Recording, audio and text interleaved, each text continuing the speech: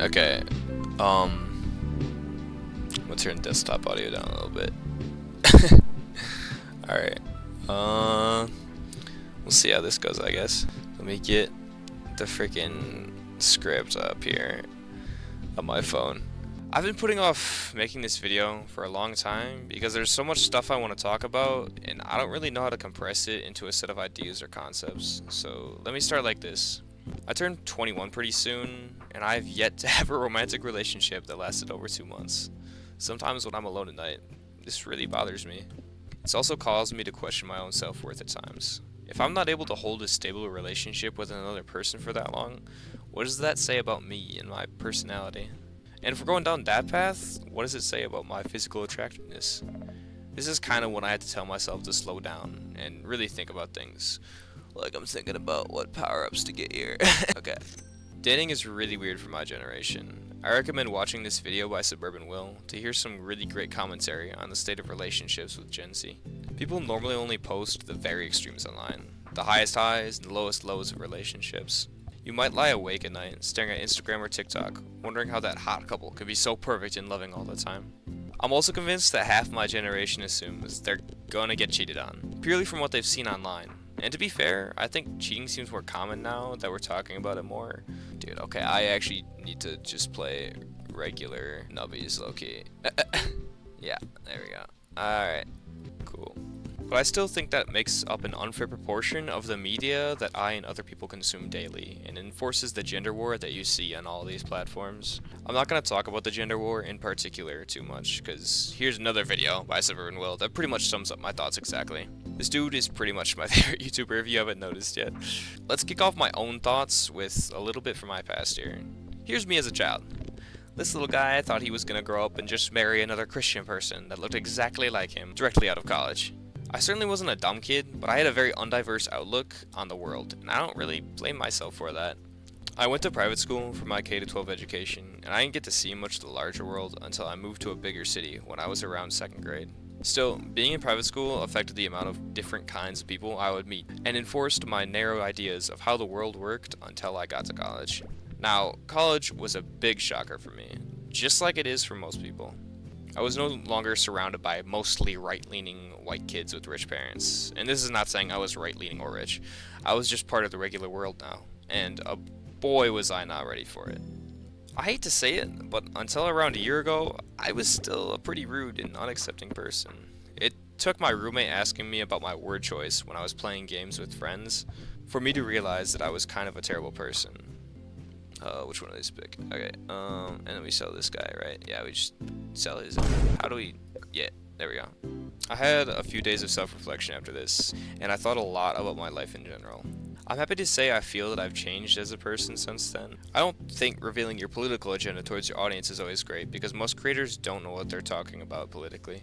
But I will say that I agree with pretty much everything Suburban Will says in his videos. Bro, I keep coming back to this guy. What is this video even about? Okay. Let's fast forward to the present for a little bit here and explain some more about my situation. I'm obviously in college, and if you guys haven't noticed yet, I'm a pretty big nerd. I play games, I watch anime, I go to concerts with friends and buy as much merch as possible. One of my most prized possessions is Ichigo's Bankai from Bleach that I got at a convention this summer. I'm not just a nerd though. I do play quite a bit of volleyball competitively. I really enjoy hiking, and I know way too much about invasive plants due to my time spent as a commercial pesticide and herbicide applicator. Dang, I need to lock in. I'm not paying attention to the game at all. Okay, there we go. I'm just barely over 5'10", and I dress pretty alternative or emo most of the time. So now you know a bit more about me as a person. I don't think that any of this stuff necessarily makes me more or less attractive to the average person. I believe that humans at a personal level will be more attracted to people that have similar interests or aesthetics too. This absolutely includes me as well. Oh, I gotta retry already. I was not paying attention at all. I'm not looking at my screen when making these shots. Okay. This absolutely includes me as well. However, I do think that social media has diluted and confused our standards to a point that people change what they think they like to fit a societal standard that doesn't actually exist. Let's take the goth girlfriend obsessed dudes as an example here, because I've made jokes about this on this channel before.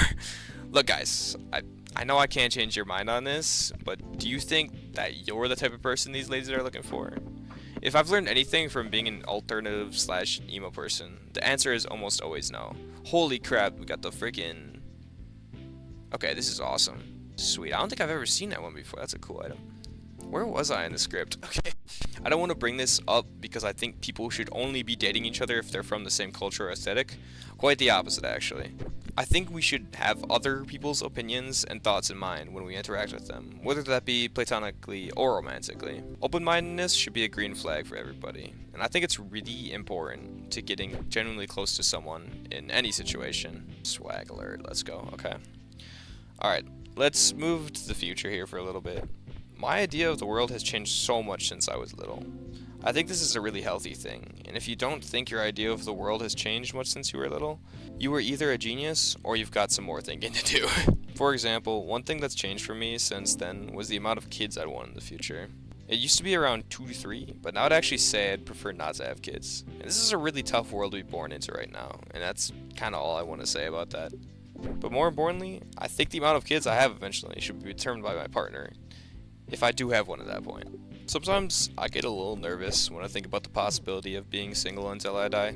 Then I remember something I've definitely preached on this channel before. God dang it, I suck. Okay, hold on, let me lock in. Then I remember something I've definitely preached on this channel before, that letting other people determine your self-worth is not something you should let happen. Let's be real. People on Instagram suck. That's fine, let them be where they are. You be you. Don't take yourself, your skills, and your talents for granted. I hope that if you guys are feeling lonely, you understand that I love and care about you a lot. I know I'm just a random dude on the internet, but just know that there is at least one person out there who loves you unconditionally for who you are. I don't really know how to end this. I think I got out most of what I wanted to say. Sorry about not posting in forever. I'll get some other recorded content out soon. Okay, bye bye guys. Have a good day.